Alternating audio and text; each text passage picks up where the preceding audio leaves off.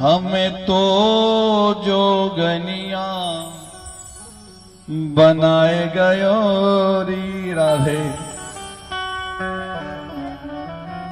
कन्हैया नंदकारे। हमें तो जोगनिया बनाए गयो री। भगवान चलायमान हो जाते हैं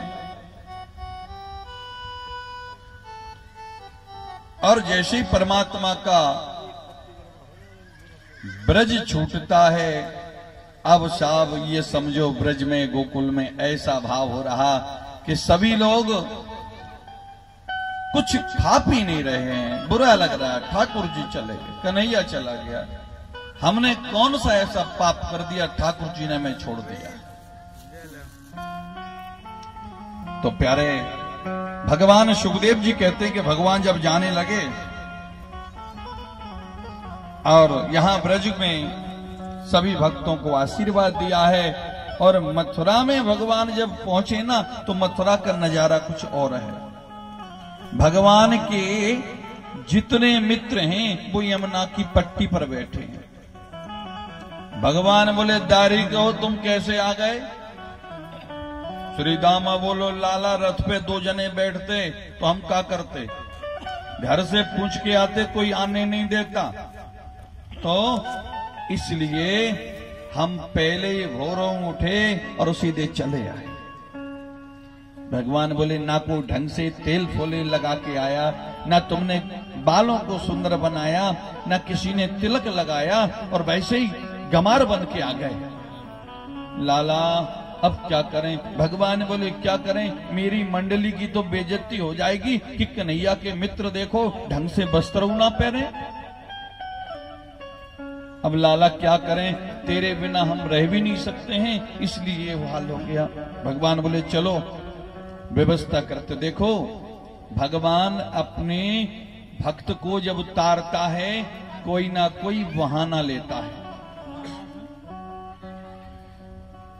अगर किसी को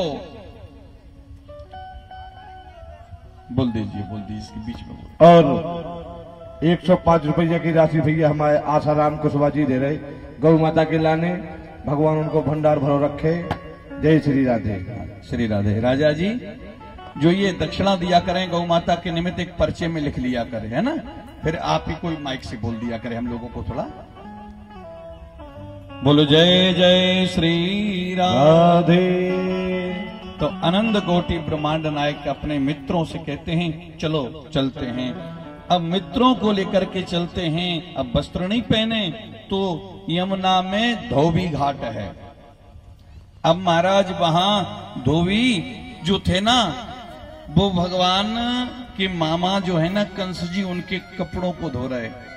तो हमारे ठाकुर जी ने कहा ओ मामा देखो, माता जी का जिस जहां घर होता है, जन्मभूमि होती, उधर का तो महाराज कुत्ता भी मामा लगता है। जिधर देखो मामा ही मामा मामा। तो भाई कहने लगा धोबी कौन है तू? हम बोले हम वही हैं जिसके कारण तुम्हारे राजा सोते नहीं हैं। क्या नाम? कृष्ण। हाँ, और इकट्ठे लिखवाना। बोलो जय श्री राधे। तो महाराज हमारे भगवान श्री अनंत कोटि ब्रह्मांड नायक पहुंचे और उससे कहने लगे हमारे मित्रों को वस्त्र दो, और वह कहने लगे न देंगे हम, ये महाराज कंस के वस्त्र हैं, आप लोगों को नहीं देंगे। भगवान बोले अरे इन लोगोों को दे दो, बेचारे पहन लेंगे। अब बलराम जी ने कहा कन्हैया अरे क्यों इससे परेशानी करते हो, इससे क्यों लड़ झगड़ रहे, क्या कारण है, छोड़ो ना। भगवान बोले दाऊ भैया तुम्हें पता नहीं है, ये वही त्रेता युग का धोबी है। ये धोबी जी बैठे थे, पंचायत लगाए और सभी पंच समझा रहे कि देख भैया अरे बारिश का समय है, बेचारी रात्रि में कहीं पत्नी रुक गई होगी, अरे क्षमा कर दे।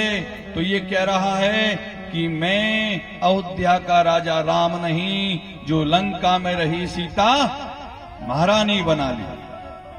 भगवान राम ये छिपके सुन रहे थे, अपनी प्रजा का हाल जानने के लिए निकले थे। और ये प्रजा का हाल देखा तो भगवान को थोड़ा बुरा लगा कि जब मेरी प्रजा इस प्रकार विचार करती, तो भगवान ने वो कटु वचन सुनने के कारण सीता का त्याग कर दिया था। तो भगवान कहते हैं कन्हैया, दाऊ भैया, उस समय में मर्यादा पुरुषोत्तम था, और यहां भगवान क्या है? कृष्ण लीला पुरुषोत्तम। तो भगवान ने लीला पुरुषोत्तम बन के आए तो वर्ल्ड रिकॉर्ड तोड़ दिया है। रिकॉर्ड कैसा तोड़ा? वहां तो जानकी जी थी, सीता जी, उनका त्याग कर दिया, तो यज्ञ में सोने की तो बिठा ली, लेकिन विवाह नहीं किया। और इधर भगवान ने 16,108 कर ली। बोलो जय श्री। क्यों? भगवान यहां लीला पुरुषोत्तम है। अपने भक्तों को कृतार्थ करने के लिए भगवान लीला करने आए हैं। आज मेरे गोविंद कहते हैं भैया ये वही है, आज बदला लेना। और भगवान ने कहा वस्त्र दो, उसने भगवान को धक्का मारा, तो भगवान ने एक जड़ दिया ना, तो घूमते हुए बालू में धस जाता।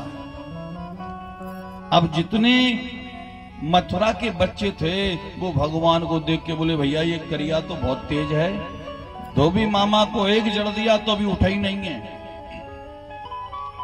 अब ग्वाल वाला है ना, बड़े व्यक्तियों के वस्त्रों को अगर कोई छोटा पहने तो जोकर सा लगेगा। अब मेरा कुर्ता है और कोई छोटा सा बच्चा पहने तो कैसा लगेगा? तो महाराज अब ग्वाल वाल बोले लाला ये कपड़े तो पहन लिए, लेकिन ये इससे बढ़िया तो वैसे ही निर्वस्त्र अच्छे थे। अरे जोकर से लगे। भगवान बोले व्यवस्था करते हैं, चिंता ना करो।